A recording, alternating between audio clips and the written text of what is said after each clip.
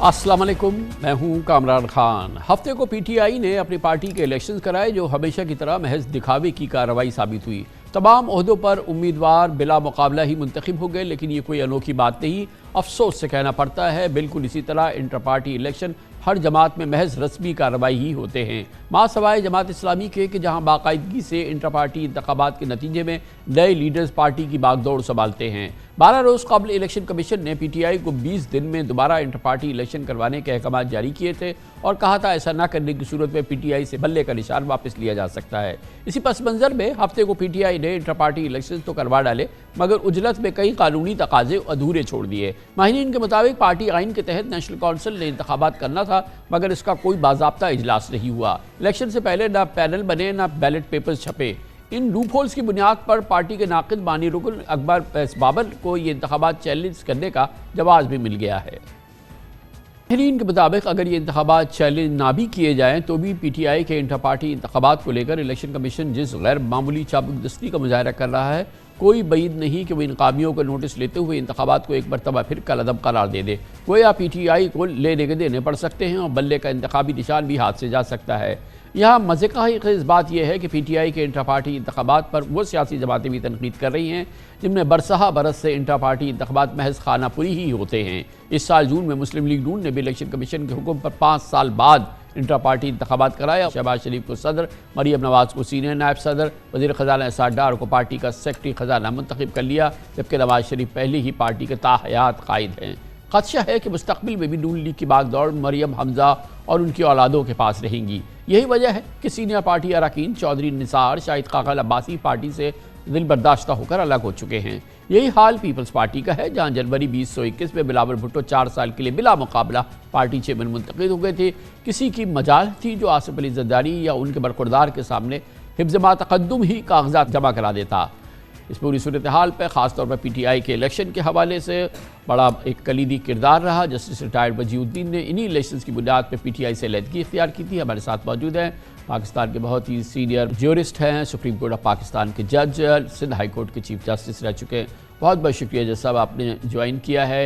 ज़ाहिर है पाकिस्तान की किसी सियासी जमात में जो उसकी इलेक्शन उसकी जमहूरियत के मुताबिक या उसकी रूह के मुताबिक नहीं होता, या जैसे इलेक्शन की रूह है वो हमने कहीं उसकी नज़र नहीं आती। लेकिन पीटीआई में हद हो गई। अभी जो ये इन्होंने इलेक्शन कराया, इतनी तकलीफ़ के बाद उनको पहले ही इस हवाले से मुश्किलात का सामना था, और इससे पहले भी जो इलेक्शन हुए हैं वो आपने ख़ुद देखे थे, उसी बुनियाद पर आपने अलहदगी इख्तियार की थी। तो ये आपके ख्याल में एक बड़ी फाश गलती की है पीटीआई ने एक बार फिर? कामरान साहब, बात असल में ये है कि कुछ अरसे से, जैसे आपने खुद भी तस्करा किया, सियासी पार्टियों में जो इलेक्शंस होते हैं वो बुनियादी तौर के ऊपर खानापुरी का पर्पज़ उनका होता है, और उसमें जो भी कैंडिडेट्स होते हैं वो अनअपोज्ड इलेक्ट डिक्लेयर कर दिए जाते हैं। तो उसके मुताबिक तो जो एक तरीक़ाकार तमाम पॉलिटिकल पार्टीज़ में फॉलो किया जा रहा है, पीटीआई ने भी वही तरीक़ाकार फॉलो किया। और क्योंकि नॉमिनेशंस जो हैं वो उनकी कोई अपोजिशन नहीं थी, तो रेलेवेंट लोगों को इलेक्शन के लिए कामयाब डिक्लेयर कर दिया गया। एक साहब को गालिबन नियाज़ुल्लाह साहब नियाज़ी को चीफ इलेक्शन कमिश्नर नॉमिनेट किया था, और जो भी जिम्मेदारियां उनकी होती हैं एज चीफ इलेक्शन कमिश्नर उन्होंने वो निभाई, और जो भी नॉमिनेशन आए थे क्योंकि वो अनअपोज थे तो उन लोगों को इन्होंने इलेक्टेड डिक्लेयर कर दिया। तो ये एक इस तरह की कार्रवाई हुई है जो नॉर्मली तमाम सियासी पार्टियों में आजकल हो रही है। मासिवा, जैसे कि आपने खुद फरमाया, Jamaat Islami is an exception, जहाँ पर के रेगुलर नौइयत के इंटर पार्टी इलेक्शन होते हैं। तो उसकी बुनियाद पर अगर जो भी इलेक्शन रूल्स हैं या जो ख़ुद पीटीआई का आइन है और जो तरीक़ाकार होना है इलेक्शन के हवाले से, इसमें तो कोई शक नहीं है कि पाकिस्तान में किसी भी सियासी जमात में मासवाए जमात इस्लामी के कहीं नहीं होते। लेकिन बहरहाल अगर इन रूल्स को फ्लाउट किया गया है तो ये केस तो बनता है कि इलेक्शन कमीशन जो है इन इलेक्शंस को नल एंड वॉइड करार दे दे। अब चाहे पहले किए हो ना किए हो, लेकिन इसको कर देगा तो कोई गैर कानूनी बात तो नहीं होगी। ये गैर कानूनी बात होगी। उसकी वजह ये है कि अगर तो जो भी रिक्वायरमेंट हैं इलेक्शंस एक्ट की, उसके मातहत एक चीफ इलेक्शन कमिश्नर नॉमिनेट किया गया, उसने नॉमिनेशन इनवाइट किए, नॉमिनेशन सबमिट हुए, क्योंकि कॉन्टेस्ट नहीं था तो उसने जो अपॉइंटेड डेट है उसमें रेलेवेंट लोगों को इलेक्टेड डिक्लेयर कर दिया। जो रेलेवेंट रिकॉर्ड है वो इलेक्शन कमीशन को चला जाएगा। तो ये तो सब वही चीज़ें हैं जो इलेक्शन एक्ट के मुताबिक हैं, और जो दूसरी पार्टियां जो भी कर रही हैं उसी नौयत से ये भी किया गया। लेकिन ये बैलेट पेपर नहीं छपना, इलेक्शन पैनल ना बनना, नेशनल काउंसिल के तहत इलेक्शन ना होना, जो कि आइन में तहरीर है पीटीआई की, अब अगर इलेक्शन कमीशन उसका नोटिस लेता है तो परहैप्स वो उसकी बुनियाद पर वो एक्शन तो ले सकता है, चाहे बाद में ये फिर किसी अदालत में चैलेंज हो, बात अलग है।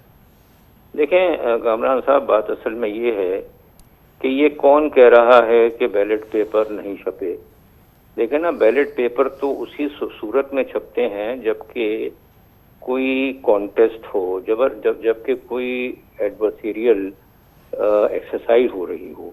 लेकिन जहाँ पर के नॉमिनेशंस के लिए टाइम दिया जाता है, उसकी स्क्रूटनी के लिए टाइम दिया जाता है, वो वक्त गुजर जाए और ऑपोजिशन ही ना हो तो किस नौयत के बैलेट पेपर छपेंगे और किस किस नौयत की दीगर जो नॉर्मल इलेक्शन होता है वो कार्रवाई होगी। तो मैं समझता हूँ कि ये बातें जो हैं वो एक जिसे कहते हैं कि बहस के तौर के ऊपर तो ठीक है, लेकिन ऑन द ग्राउंड इसमें कोई सब्सटेंस नहीं है। बड़ी नवाजिश, बहुत बहुत शुक्रिया। जस्टिस रिटायर्ड वजीहुद्दीन अहमद हमारे साथ मौजूद थे। अब इस पर मजीद माहिराना राय लेते हैं। पिलडाट के एग्जीक्यूटिव डायरेक्टर अहमद बिलाल महबूब हमारे साथ मौजूद हैं। बहुत बहुत शुक्रिया अहमद बिलाल साहब। आपने सुनी बात जस्टिस रिटायर्ड वजीहुद्दीन अहमद की कि बहुत ही पाकिस्तान के बाक़दर, बहुत ही सीनियर ज्यूरिस्ट हैं, सुप्रीम कोर्ट, हाई कोर्ट, और जाहिर है कि बड़ा तवील तजुर्बा है उनका। उनका कहना यह है कि ये कोई गैर कानूनी अमल इस लिहाज से नहीं हुआ क्योंकि कोई इसमें दूसरे कैंडिडेट्स नहीं थे और ये वन वे कॉन्टेस्ट था, इसलिए चीफ इलेक्शन कमिश्नर जो थे नियाजुल्लाह नियाजी, उन्होंने अपने इख्तियारात को सही इस्तेमाल किया और उसके नतीजे में जो नताइज का ऐलान किया है वो वैलिड है। बहुत शुक्रिया कामरान साहब। मेरे ख्याल में जो बुनियादी टच स्टोन है किसी भी पार्टी के दाखिली इंतखाबात के सही होने या ना होने का, वो खास साहब दो बातें हैं। एक तो ये कि उस पार्टी का अपना कॉन्स्टिट्यूशन या उसके रूल्स उसके बारे में क्या कहते हैं, और दूसरा ये कि वो जो रूल्स और जो कवानीन पार्टी का कॉन्स्टिट्यूशन कहता है क्या उसके ऊपर एक ट्रांसपेरेंट तरीके से अमल हुआ है। मेरे ख्याल में ये दोनों मामले पीटीआई के इलेक्शन के मामले में कमज़ोर हैं। देखिए, जो 2019 का कॉन्स्टिट्यूशन है वो दो तीन बातें कहता है। एक तो ये है कि वो बराह रास्त इंतखाबात होंगे, और दूसरा वो कहता है कि 3 सतहों के ऊपर इंतखाबात होंगे, कौमी सतह पे, सूबाई सतह पे और लोकल सतह पे। और लोकल सतह पे भी वो 3-4 सतहें डिफाइन करता है, डिवीज़न, डिस्ट्रिक्ट, तहसील और फिर उसके बाद ब्लॉक के लेवल पे। तो ये इस वक्त जो डिक्लेयर हुए हैं इलेक्शन वो तो नेशनल और प्रोविंशियल लेवल पे तो हुए हैं, लेकिन जो लोकल लेवल पे वो नहीं हुए। और फिर ये कि ये बुनियादी बात ये थी कि आपने, ये तो ठीक है बिला मुकाबला इंतखाब अगर हो गया तो उसमें बैलेट पेपर की ज़रूरत नहीं है, ये बिल्कुल सही फरमा रहे थे जस्टिस साहब।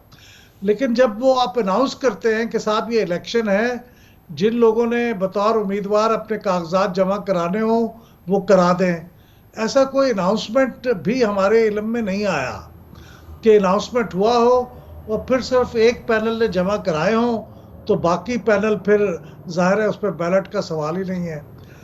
मगर वो नियाजुल्लाह नियाजी साहब ने तो ये कहा है कि हमने 3 बजे तक का टाइम दिया था और हमने इसको बाकायदा अनाउंस किया था। ये बहरहाल उनका इस्तदलाल है। ये उन्होंने बाद में फरमाया, लेकिन शुरू में उसकी कोई अनाउंसमेंट तो ना उनकी वेबसाइट पे नज़र आई ना कोई मीडिया में आई। और फिर मैंने नियाजी साहब की गुफ्तगू ये सुनी कि हमने इंतखाबात के लिए जो डिटेल्स हैं वो अब हमारे कॉन्स्टिट्यूशन में नहीं है, वो अब हमारे रूल्स में है। तो हमारे रूल्स हैं 2020 के, उसके तहत अमेंडेड रूल्स के तहत हमने इलेक्शन करवाए हैं। ये बिल्कुल ठीक है, उन्होंने करवाए होंगे, लेकिन वो रूल्स ना पीटीआई की वेबसाइट पे हैं, ना वो इलेक्शन कमीशन को जमा कराए गए हैं, क्योंकि इलेक्शन कमीशन की वेबसाइट पे भी नहीं है। तो वो जिस रूल्स के तहत इलेक्शन हुए हैं वो भी ट्रांसपेरेंट नहीं है। तो ये बात तो वजीउद्दीन साहब ने सही कही कि बाकी पार्टियां भी यही करती हैं, उनका भी कोई सिलसिला हाँ, क्योंकि इस वक्त इस बात का बहुत जिक्र है अहमद बिलाल साहब, और जब जायज़ जिक्र है कि क्या पाकिस्तान की किसी सियासी जमात के किसी दाखिली इलेक्शन की इस नौइयत की स्क्रूटनी कहीं नहीं देखी। इवन मीडिया कवरेज भी इतनी डिटेल की नहीं होती है, और जाहिर है कि इलेक्शन कमीशन उसका इस कदर जायज़ा नहीं लेता। और किसी भी इलेक्शन का जो कि महज रस्मी कार्रवाई अंगूठा छाप इलेक्शन होते हैं, वो उसमें कभी किसी किस्म का कोई एतराज़ या कोई उसका कोई कज़िया नहीं बना। जी बिल्कुल, और ये तो मैं बिल्कुल कहता हूं कि कभी किसी पार्टी के दाखिली इंतखाबात कालदम हुए हों, ये भी कभी नहीं हुआ। तो ये तो बात दुरुस्त है, लेकिन अब ये 12 सफ़े की जो जजमेंट इलेक्शन कमीशन ने लिखी है पीटीआई के इंट्रा पार्टी इलेक्शन के बारे में, उसके अंदर उन्होंने वो तमाम बातें बड़ी तफसील से दर्ज कर दी हैं जिसके ऊपर उन्हें एतराज़ है। अब इस एतराज़ के बाद उन्होंने 20 दिन की मोहलत दी है, तो आप उसको महज 7 दिन के अंदर इलेक्शन करवा लेते हैं और उन एतराज़ात को दूर करने की कोशिश नहीं करते, तो ये मेरे ख्याल में कोई बहुत दानिशमंदाना बात तो नहीं है। क्योंकि अगर एक पार्टी माइक्रोस्कोप के नीचे आ गई है और उसे देखा जा रहा है कानून और जो कवायद है उनके मुताबिक, तो पार्टी को तो उन कवायद के मुताबिक अमल तो करना चाहिए। लेकिन अगर वो ये डिफेंस ये हो कि चूंकि दूसरी पार्टियों को आपने कभी नहीं पूछा तो हमें भी ना पूछे, तो पता नहीं है किस हद तक वैलिड होगा। लेकिन कहने की हद तक ये बात दुरुस्त है कि बाकी पार्टियों में भी ये रस्मी कार्रवाई होती है। लेकिन एक बात और भी है कि अब ये इलेक्शन कमीशन में जो पॉलिटिकल फाइनेंस विंग बना है, यह अभी हाल ही में बहुत एक्टिव हुआ है। इसके अंदर स्टाफ, इसके अंदर इक्विपमेंट, इसके अंदर तमाम जो टेक्नोलॉजी है वो सब कुछ डिजिटाइज वगैरह कर दिया गया है। तो ऐन मुमकिन है कि उनके एक्टिवेट होने के बाद पहला मौका उनको पीटीआई का ही मिला हो, ये भी हो सकता है। लेकिन जो भी वजह हो, अगर उसको इलेक्शन कमीशन इस पे एतराज़ करना चाहे तो मेरे ख्याल में बहुत सी चीज़ें निकलेंगी जिस पे वो एतराज़ कर सकता है, और अगर चाहे तो दूसरी पार्टियों की तरह इनके भी नतायज को तस्लीम करके नोटिफाई कर दे। बहुत बहुत शुक्रिया अहमद बिलाल महबूब साहब हमारे साथ मौजूद थे। कमर्शियल ब्रेक, उसके बाद जिक्र करते हैं भारत, जहाँ पर एक बार फिर मोहर तस्दीक सब्त हुई है कि भारतीय सियासत पर मोदी की गिरफ्त मजबूत से मजबूत तर हो रही है। रियासती इंतखाबात हुए हैं जिसमें एक बार फिर मोदी का जादू सर चढ़ के बोला है। इसकी बात करते हैं छोटे से वक्फे के बाद।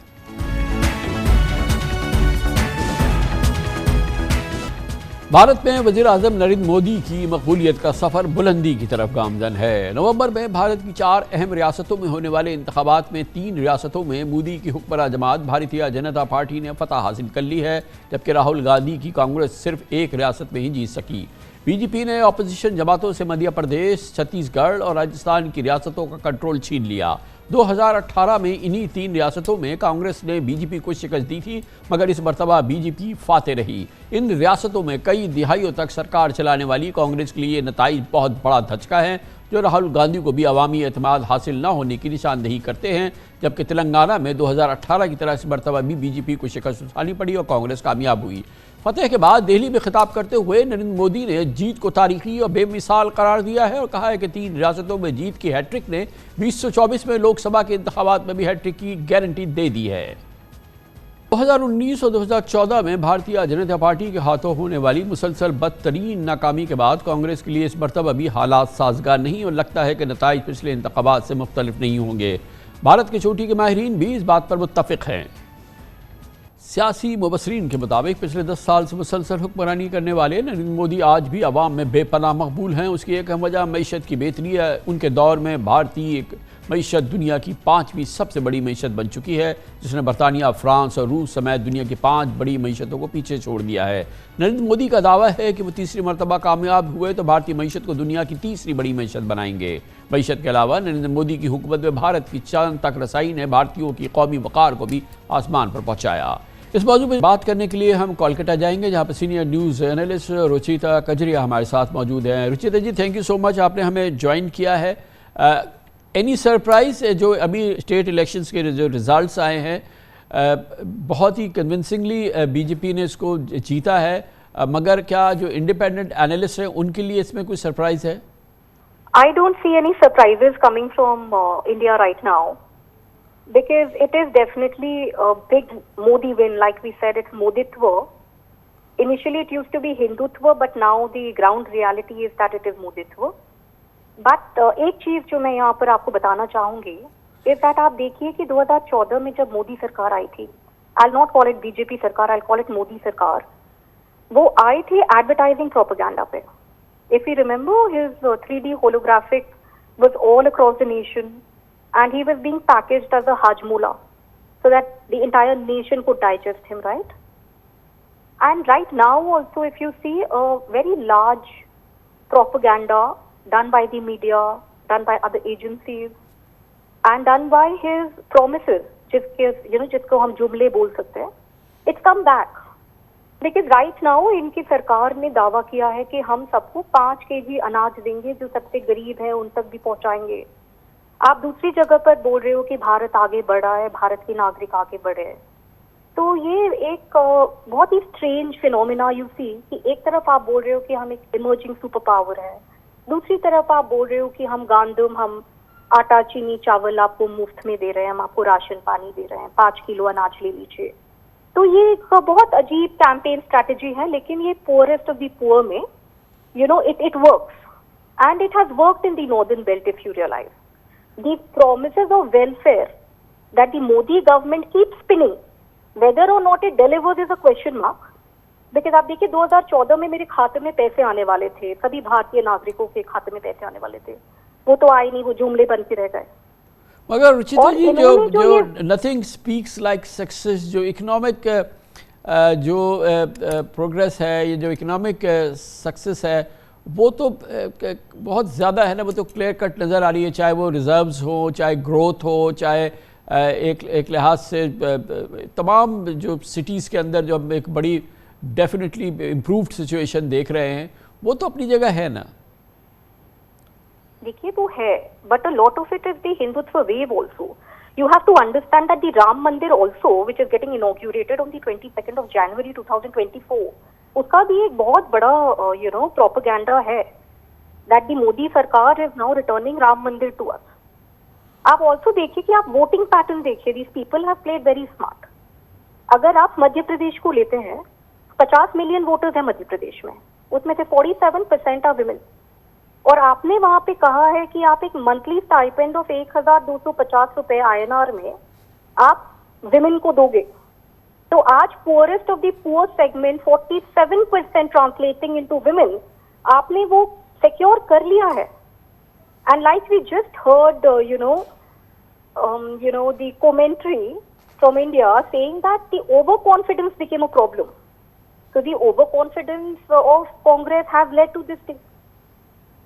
देखिए आप देखिए कि अब उनकी हुकूमत कहाँ पे पहुंच गई है.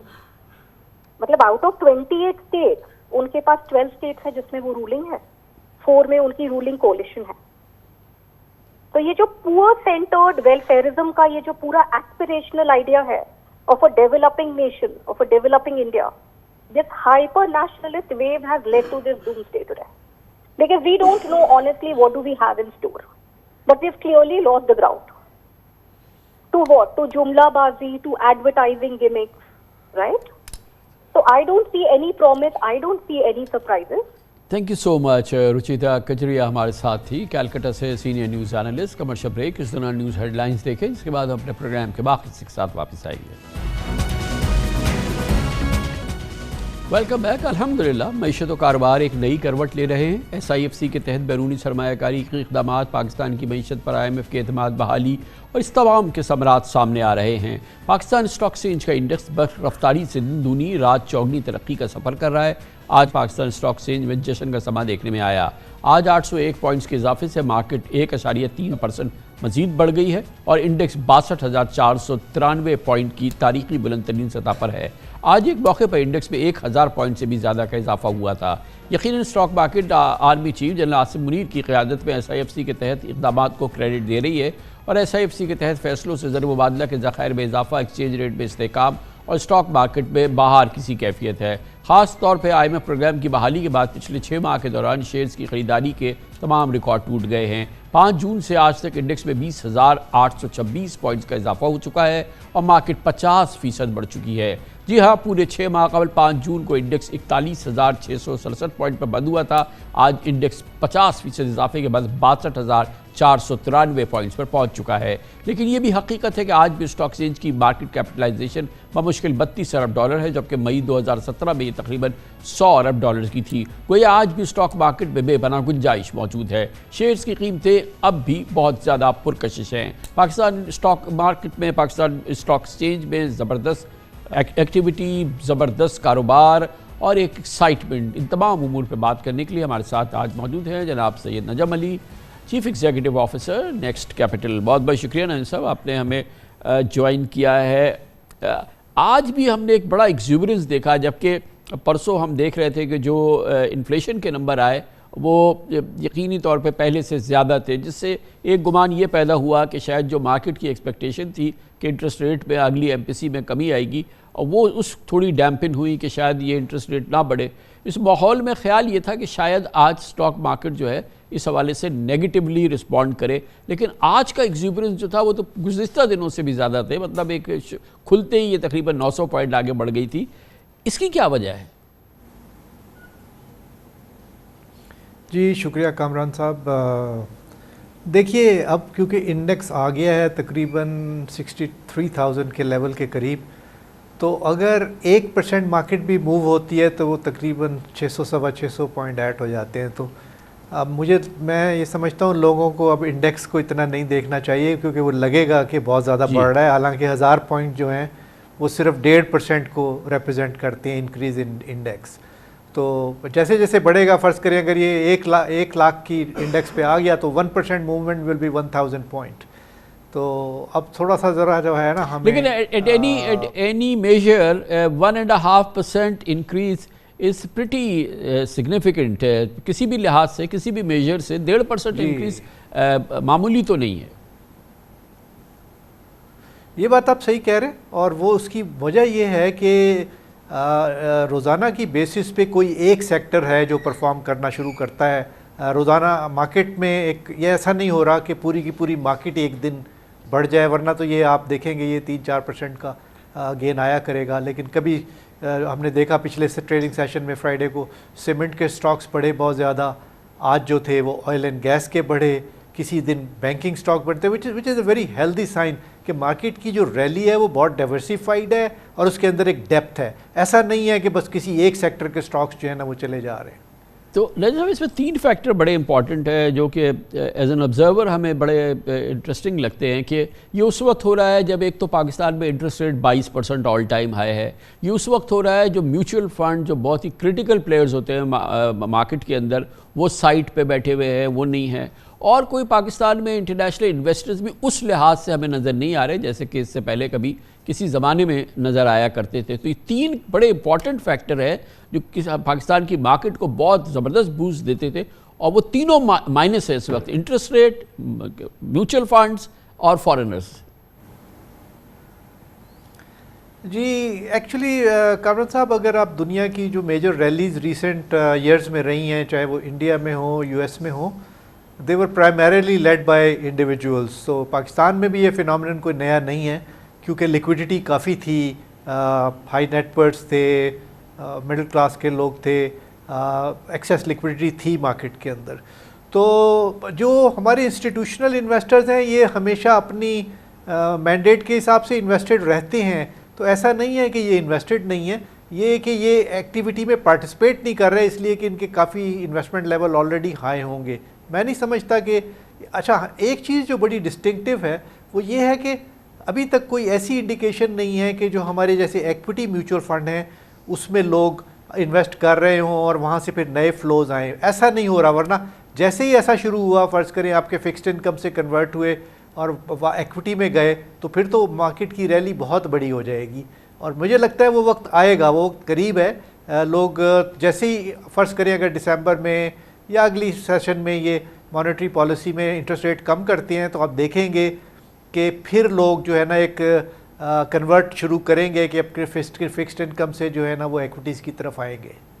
ये बताएं कि इसमें कितना बड़ा रोल है इस बात का कि एक तो ज़ाहिर है बाय ऑल मेजर्स जो IMF का प्रोग्राम हुआ है, फिर अभी दोबारा जो IMF की कमेंट्री आई है, रिव्यू हुआ है, वो एक बड़ा सिग्निफिकेंट, बड़ा इंपॉर्टेंट फैक्टर है। मगर जो एक काइंड ऑफ पॉलिटिकल स्टेबिलिटी हम इस वक्त पाकिस्तान में देख रहे हैं, सुकून है, और उसके बाद फिर ये जो मिलिट्री का रोल आया SIFC के तहत, और इसमें बहुत बड़ा हम देख रहे हैं कि एक्सचेंज रेट को करार आया है, डॉलराइजेशन रुकी है, स्मगलिंग रुकी है, और फिर करंट अकाउंट में थोड़ा सा ठहराव आया है, और फिर ये SIFC के तहत कई जो की सेक्टर्स है, ख़ास तौर पे जो हमने बड़े मेजर्स लिए IMF प्रोग्राम को कवर करने के लिए, इसका कितना बड़ा रोल है इस जो एक्सूबरेंस हम मार्केट में देख रहे हैं? कामरान साहब, अगर कोई रोल है तो वो है ही इसी का। इसके अलावा कोई मार्केट में ऐसी नई चीज़ नहीं हुई जो कि पहले मौजूद नहीं थी। इंटरेस्ट रेट वहीं के वहीं हैं, इकॉनमी जो है उसमें कोई इतनी बड़ी हलचल अभी तक नहीं हुई है। जो चीज़ 3 महीने में हुई है वो सिर्फ ये हुई है कि एक अच्छी गवर्नेंस हुई है, इकॉनमी पे फोकस हुआ है, प्राइवेटाइजेशन पे तेज़ी से काम होता नज़र आ रहा है, फाइनेंशियल एडवाइजर्स अपॉइंट हो रहे हैं, और एक एक्टिविटी लोगों को नज़र आ रही है, एक सीरियसनेस नज़र आ रही है गवर्नमेंट को। इसी ने इस रैली को जो है ना सपोर्ट किया है। लेकिन मैं एक चीज़ और आपसे कहूँगा, मुझे बहुत सारे लोग आके ये कहते हैं, और कुछ लोग शुबे का इज़हार भी करते हैं कि ये मार्केट जो है मैनिपुलेटेड होती है और लोग इसमें यूँ करते हैं, या वो जो कि एक नॉर्मली लोग जो खुश नहीं है इस रैली से वो ऐसी बात करते हैं। मैं उनसे कहता हूँ कि फिर बताएं कि इंटरनेशनल मार्केट में जो पाकिस्तान के बॉन्ड्स हैं वो क्यों रैली की हैं। देखिए ना, अब पाकिस्तान का जो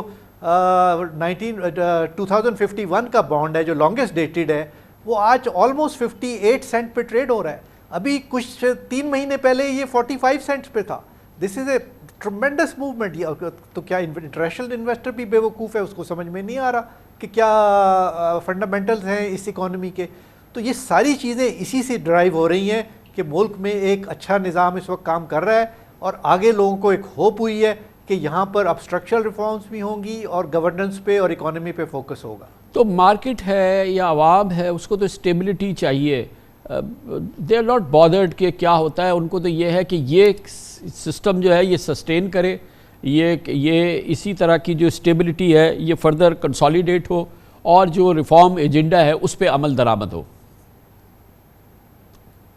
बिल्कुल ऐसा ही है कामरान साहब। इसीलिए आप देखेंगे कि इस वक्त तो लोगों को इलेक्शन में भी कोई दिलचस्पी नहीं है। हालांकि मैं समझता हूँ ज़ाहिर है वक्त पे होने चाहिए और कॉन्स्टिट्यूशनल रिक्वायरमेंट पूरी होनी चाहिए, लेकिन लोग पिछले 10 साल से इतने तंग आए हुए थे, ये जो पॉलिटिकल झगड़े चल रहे हैं इस मुल्क के अंदर, और वो उनमें कभी कोई सांस लेने का मौका ही नहीं मिलता। कभी धरने होते हैं, कभी जुलूस निकलते हैं, कभी एक दूसरे की टांग खींची जाती है। तो वो जो एक अब उसमें ज़ाहिर है कि कुछ लोग इससे इख्तलाफ भी करेंगे कि इस तरह की जो पॉलिटिकल ओरिएंटेशन के हिसाब से, लेकिन इसमें तो कोई शक नहीं है ना कि जो बिज़नेस एनवायरनमेंट है उसको एक स्टेबिलिटी चाहिए होती है, उसको एक सुकून का माहौल चाहिए होता है ताकि वो प्लान कर सके, अपनी जो भी उनकी प्रोजेक्ट्स हैं उनको वो एग्जीक्यूट कर सकें। वो मुझे नज़र आई है। मैं रिसेंटली काफ़ी, मेरी सारे बड़े इंडस्ट्रियलिस्ट हैं, उनसे बात भी होती है, उनसे मिलना भी होता है। आज दोपहर भी कुछ लोगों से मेरी मुलाकात हुई।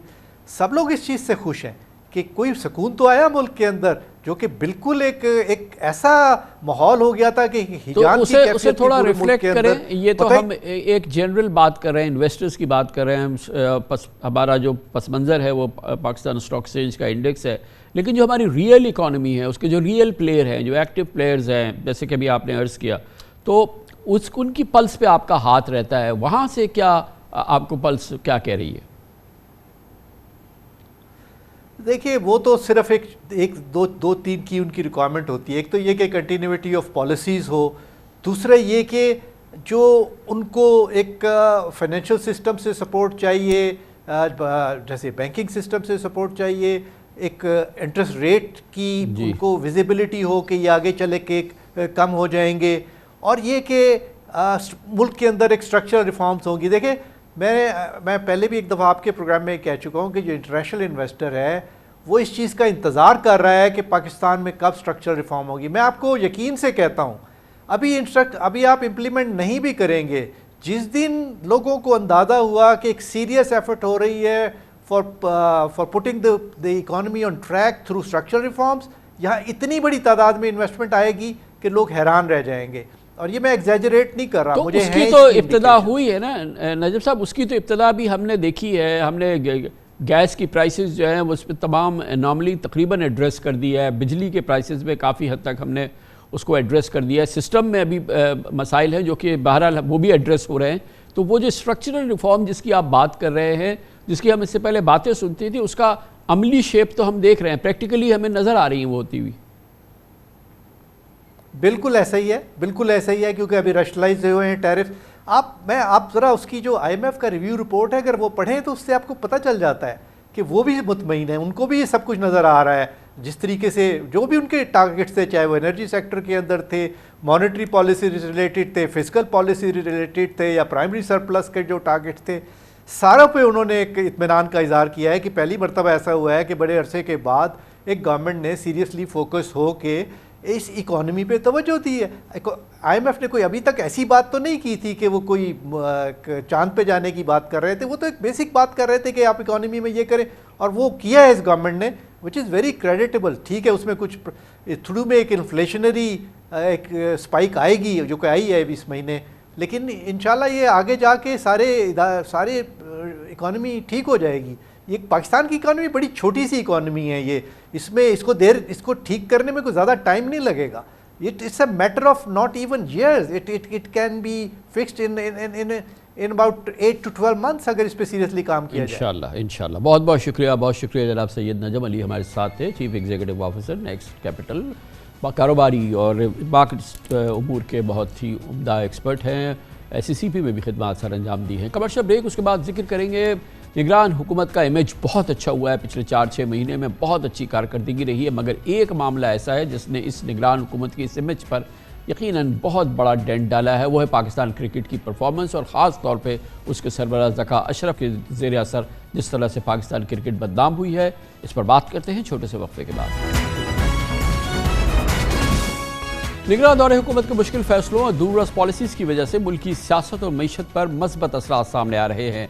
SIFC के तहत इक़दामात की बदौलत बैन अक़वामी सतह पर भी निगरान हुकूमत की पजीराई हुई है, लेकिन PCB की क्रिकेट मैनेजमेंट निगरान हुकूमत के इमेज पर एक बदनुमा दाग बन चुकी है, और क्रिकेट में सियासी अमल दखल मुल्क व कौम की रुसवाई का सबब बन रहा है। खास तौर पर अबूरी चेयरमैन PCB ज़का अशरफ की क़यादत में पाकिस्तान क्रिकेट बोर्ड और कौमी टीम की कारकर्दगी की हद दर्जा बदनामी हुई है। मेरिट और टैलेंट को नज़रअंदाज करके मशकूक और सिफारशी साबिक खिलाड़ियों को अहम ओहदों पर तैनात करने के दावे आम हैं।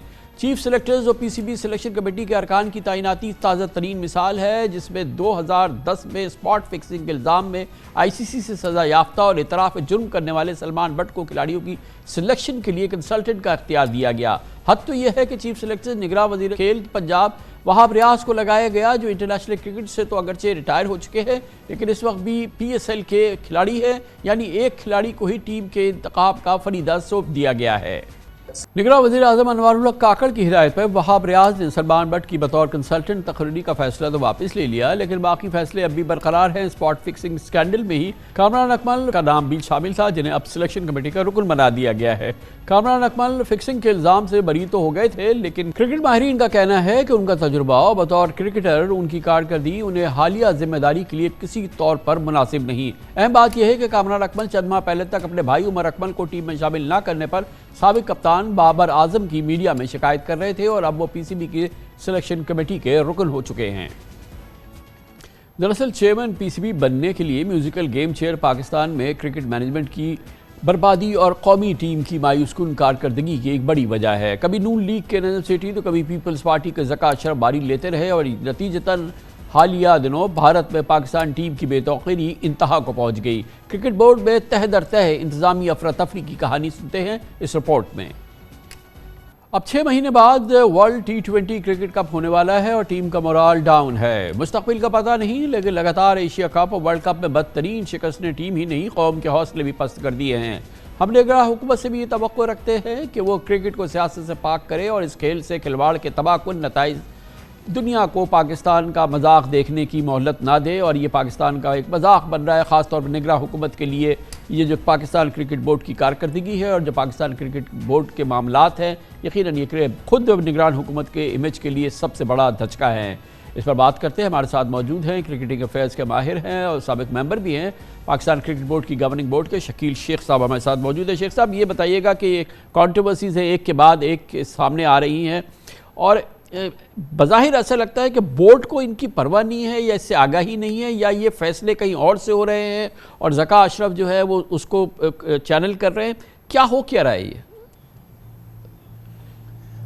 कामरान साहब, मैं आपको बताऊं कि मैं कोई 30-35 साल से इस क्रिकेट में इन्वॉल्व हूं और मेन स्ट्रीम में इन्वॉल्व हूं पाकिस्तान क्रिकेट बोर्ड, रीजनल और बोर्ड ऑफ गवर्नर के लेवल पे।